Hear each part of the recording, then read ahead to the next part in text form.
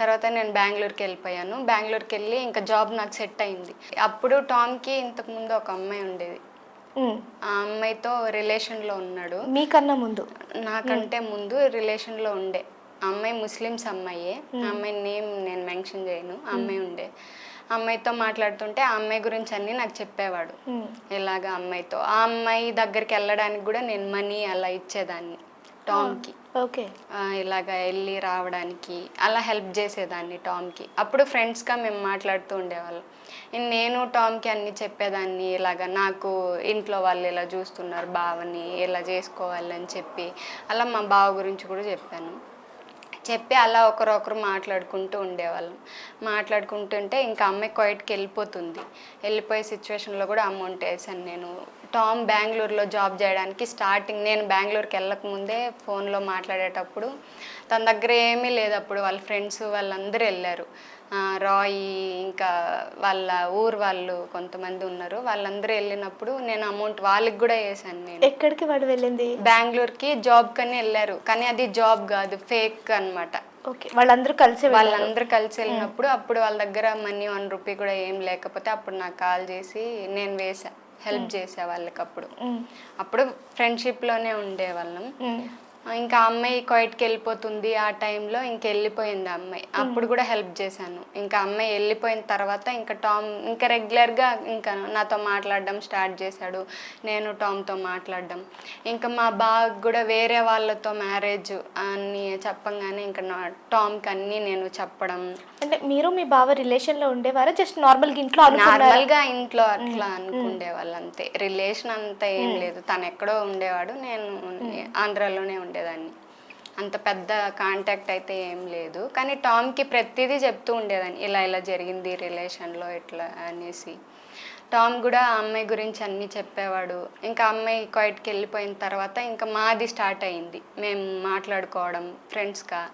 ఇంకా నేను తనకి ఇన్ని హెల్ప్ చేశా కదా, ఏం తెలియకుండానే అంత మనీ ఇవ్వడం, హెల్ప్ చేయడం. ఇంకా టామ్ స్టార్ట్ చేశాడు ఇంకా కేరింగ్గా చూసుకుంటున్నా అది ఇది అని చెప్పి ఇంకా అలా మాట్లాడుతూ అక్టోబర్ 27కి నాకు జాబ్ వచ్చింది. నేను అప్పుడు టామ్ ఇది ఏ ఇయర్లో తెలుసుకోవచ్చా? 23లో. 23లో. ఓకే. 2 years అయిపోయింది. అప్పుడు టామ్కి కాల్ చేసి ఇలా జాబ్ వచ్చింది అది ఇది అని మాట్లాడినప్పుడు టామ్ ఇంకా లవ్గా ఇంకా స్టార్ట్ చేశాడు. ఇంకా నువ్వంటే నాకు ఇష్టము, ఇంత మంచిగా చూసుకుంటా ఉన్నావు, నన్ను ఇంకెవ్వరు ఇంత మంచిగా చూసుకోలేదు అలా ఇలా ఇంకా మాట్లాడాడు. నేను జోక్గా తీసుకున్నా, ఎందుకు ఊరికే చెప్తున్నాడు, నార్మల్గా మాట్లాడతాం కదా ఫ్రెండ్స్గా అని చెప్పి. మాకే తెలియదు. ఇంకా టామ్ అంటే నాకు ముందు నుంచి వీడియోస్లో అలా ఇష్టం కాబట్టి టామ్ ఇష్టము అని చెప్పినప్పుడు లవ్ యూలో అల్లి మెసేజెస్ అన్నీ చేసినప్పుడు నేను కూడా యాక్సెప్ట్ చేశా టామ్ని. నాకు నువ్వంటే ఇష్టం అని చెప్పి ఇంకా అక్కడి నుంచి మాకు లవ్ స్టార్ట్ అయ్యింది. అంటే అలా ఎలా నమ్మారు? జస్ట్ నార్మల్గా ఇన్స్టాలో పరిచయమే. తనకి ఇంకొక అమ్మాయి ఇంతకు ముందు ఆల్రెడీ ఉంది.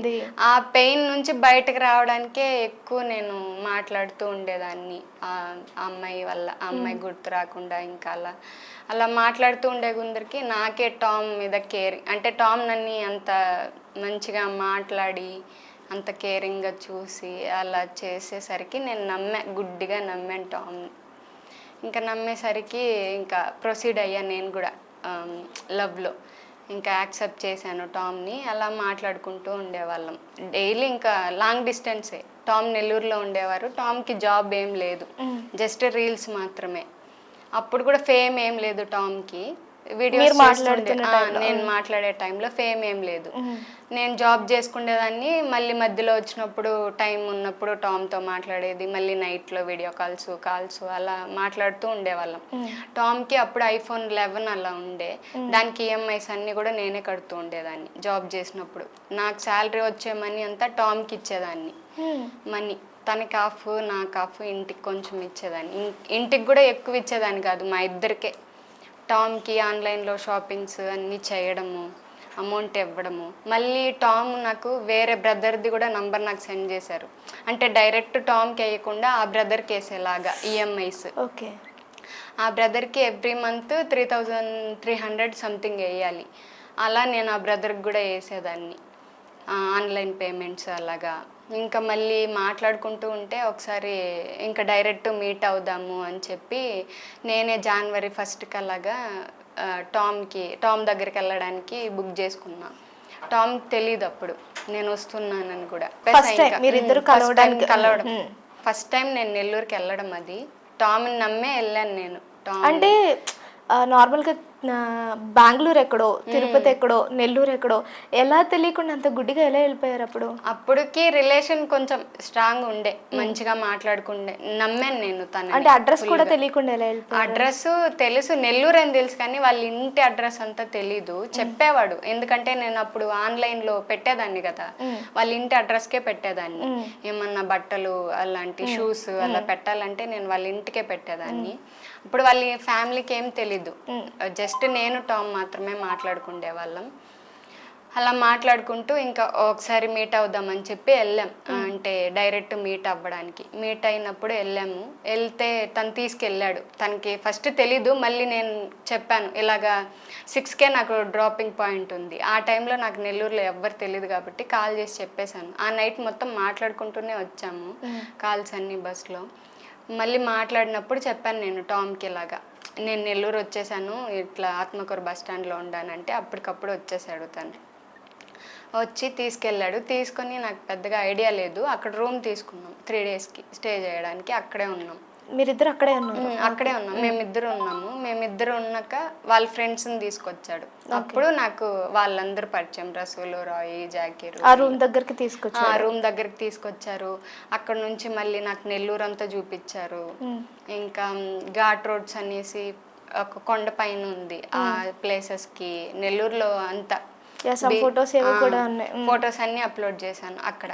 మళ్ళీ ఆ ట్రిప్ అయిపోయిన తర్వాత నేను వెళ్ళిపోయాను, టామ్ని మీట్ అయ్యేసి వెళ్ళిపోయాను బెంగళూరుకి. మళ్ళీ సేమ్ ఇంకా అలాగే మీట్ అవ్వడం, రావడం. తను బెంగళూరుకి అయితే రాలేదు, నేనే మోస్ట్లీ వెళ్ళేదాన్ని నెల్లూరుకి.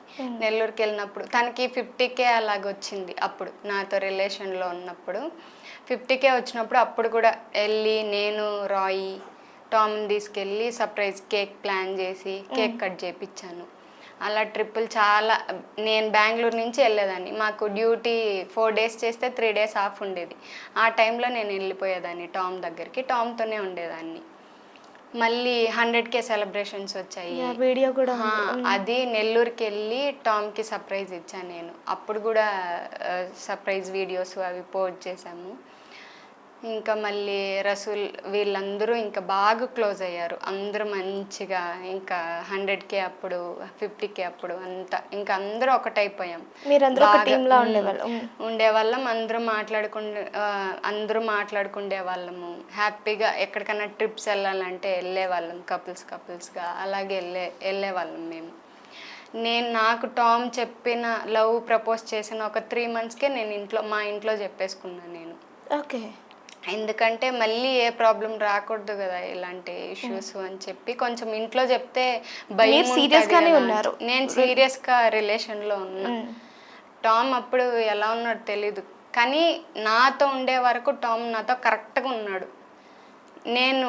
నేను లేనప్పుడు వేరే వేషాలంతా వేసాడు, నేను ఉన్నప్పుడైతే కరెక్ట్గా ఉన్నాడు నాతో. ఎవరితో మాట్లాడకుండా ఏమి ఇలాగంతా నాకు ఏది తెలియకుండా ఉండేది, మేనేజ్ చేస్తూ ఉండేవాడు. నాకేం తెలీదు అప్పుడు. టామ్ మంచిగా ఏది చెప్పినా నమ్మేసేదాన్ని, టామ్ ఏం మాట్లాడినా నమ్మేసేదాన్ని. రిస్ట్రిక్షన్స్ పెట్టేదాన్ని కాదు నేను టామ్కి.